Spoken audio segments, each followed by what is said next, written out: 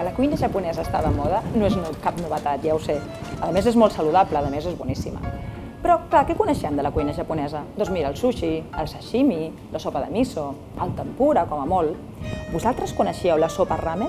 Jo, francament, no. I us asseguro que quan l'he provat ha sigut una sorpresa molt bona. Us explico què és.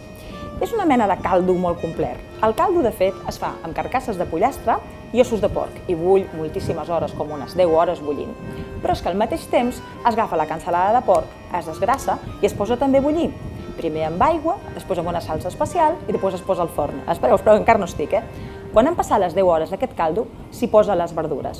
I després s'hi posen uns fideus que es fan artesans amb farina. Total, que ja tenim el caldo, les verdures i els fideus. Encara hi posen oli de sèsam, una mica de miso, hi posen gingebre, hi posen algues, la wakame, la nori, i al final aquests trossos de porc que van com un adorno al final.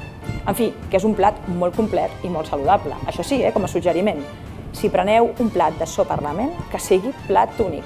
Com a molt de postre, un flam de sèsam, potser? És el que faré jo. Jo ara mateix em vaig a prendre la meva sopa ramen.